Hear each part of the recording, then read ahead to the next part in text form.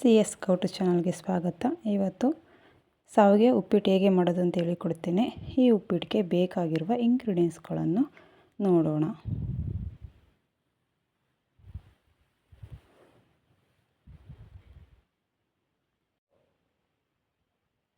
ಕಾಲು KG ಶಾವಿಗೆ ತೊಗೊಂಡಿದ್ದೀನಿ, ಅಂದರೆ 1.5 ಗ್ಲಾಸ್ ಶಾವಿಗೆ ತೊಗೊಂಡಿದ್ದೀನಿ.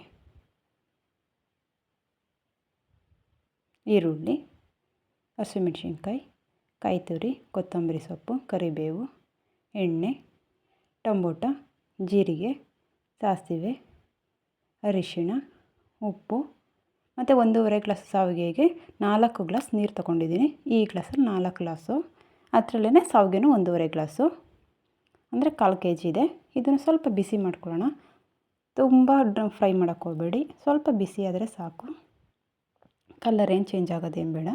2 ಸ್ಪೂನ್ ಎಣ್ಣೆ ಹಾಕ್ಕೊಂಡಿದ್ದೀನಿ. ಎಣ್ಣೆ ತುಪ್ಪ ಯಾವುದಾದ್ರೂ ಹಾಕ್ಕೊಳ್ಬೋದು. ಪಾಯಸಕ್ಕೆಲ್ಲ ಫ್ರೈ ಮಾಡ್ತಾರಲ್ಲ ಆ ಥರ ಏನು ಫ್ರೈ ಮಾಡೋಕ್ಕೆ ಹೋಗಬೇಡಿ, ಸ್ವಲ್ಪ ಬಿಸಿ ಆದರೆ ಸಾಕು. ಸ್ಲಿಮ್ಮಲ್ಲಿ ಇಟ್ಕೊಂಡು ಫ್ರೈ ಮಾಡ್ಕೊಳ್ಳೋಣ.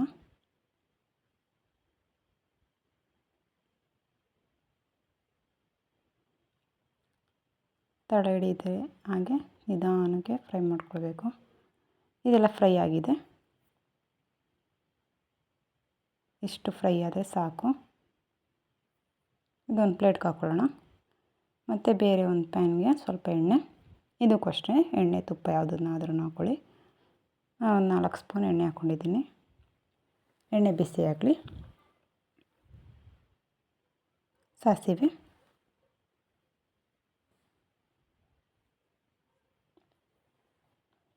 ಸಾಸಿವೆ ಸಿಡಿತಾ ಇದೆ. ಜೀರಿಗೆ, ಹಸಿಮೆಣಸಿನ್ಕಾಯಿ, ಕರಿಬೇವು,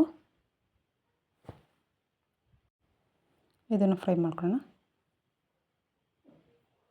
ಸ್ವಲ್ಪ ಫ್ರೈ ಆಗಬೇಕು, ಖಾರ ನೀಟಾಗಿ ಬಿಡುತ್ತೆ. ಈಗ ಈರುಳ್ಳಿ ಹಾಕೋಣ. ಈರುಳ್ಳಿ ಸಾಫ್ಟ್ ಆಗೋವರೆಗೂ ಫ್ರೈ ಮಾಡ್ಕೊಳ್ಬೇಕು. ಕಲರ್ ಏನು ಚೇಂಜ್ ಆಗೋದೇನು ಬೇಡಿ, ಸ್ವಲ್ಪ ಫ್ರೈ ಮಾಡಿಕೊಂಡ್ರೆ ಸಾಕು.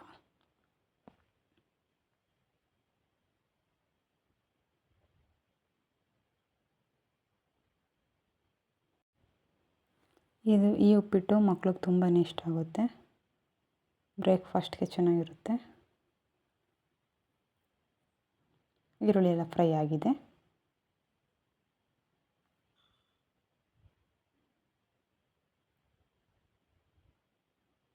ಟೊಮೊಟೊ ಹಾಕೋಣ. ಒಂದು ಸಣ್ಣದೊಂದು ಟೊಮೊಟೊ ಹಾಕ್ಕೊಂಡಿದ್ದೀನಿ. ಇದನ್ನು ಕೂಡ ಸಾಫ್ಟ್ ಆಗೋವರೆಗೂ ಫ್ರೈ ಮಾಡ್ಕೊಳ್ಬೇಕು. ಸ್ವಲ್ಪ ಉಪ್ಪು ಹಾಕೋಣ. ಒಗ್ಗರಣೆಗೆ ಎಷ್ಟು ಬೇಕು ಅಷ್ಟನ್ನು ಮಾತ್ರ ಉಪ್ಪು ಹಾಕ್ಕೊಳ್ಳೋಣ. ಟೊಮೊಟೊ ಸಾಫ್ಟ್ ಆಗಿದ್ರೆ ಸಾಕದು.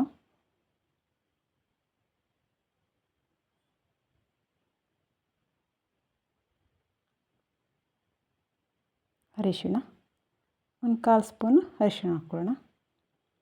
ಅರಿಶಿಣ ಕಲ್ಲರಿಗೆ.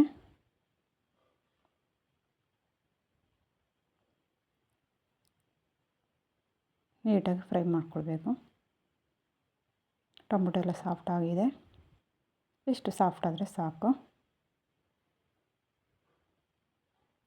ಇದೆಲ್ಲ ಫ್ರೈ ಆಗಿದೆ. ಇವಾಗ ನೀರು ಹಾಕೋಣ. ನಾನು 1/4 kg ಶಾವಿಗೆ ತೊಗೊಂಡಿದ್ದೀನಿ. 1/4 kg ಅಂದರೆ 1.5 ಗ್ಲಾಸ್ ಬರುತ್ತೆ 1/4 kgಲಿ. ನಾನು 4 ಗ್ಲಾಸ್ ನೀರು ಹಾಕ್ಕೊಂಡಿದ್ದೀನಿ. ಈ ಟೈಮಲ್ಲಿ ನಾವು ಸ್ವಲ್ಪ ಒಗ್ಗರಣೆಗೂ ಸ್ವಲ್ಪ ಉಪ್ಪು ಹಾಕ್ಕೊಂಡಿದ್ವಿ. ಈಗಲೂ ಸ್ವಲ್ಪ ಉಪ್ಪು ಹಾಕ್ಕೊಳ್ಳೋಣ. ಇದು ಒಂದು ಕುದಿ ಬಂದಮೇಲೆ ನಾವು ಫ್ರೈ ಮಾಡ್ಕೊಂಡಿರೋ ಶಾವಿಗೆ ಹಾಕ್ಕೊಳ್ಳೋಣ.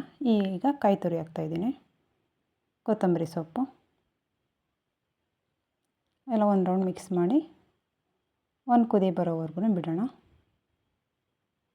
ಈಗ ಈ ಟೈಮಲ್ಲಿ ರುಚಿ ನೋಡ್ಕೊಳ್ಬೇಕು. ಕುದಿ ಬಂದಿದೆ.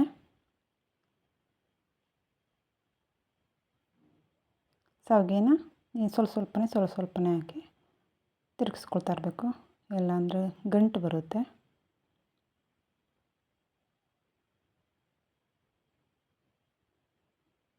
ಎಲ್ಲ ಹಾಕಾಗಿದೆ.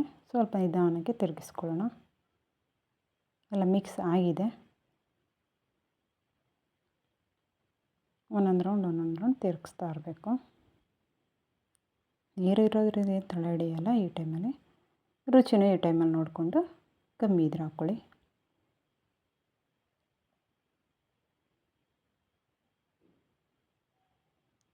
ಕುದೀತಾ ಇದೆ. ಅರ್ಧ ಬೆಂದಿದೆ, ಇನ್ನೊಂದು ಸ್ವಲ್ಪ ಬೇಯಬೇಕು.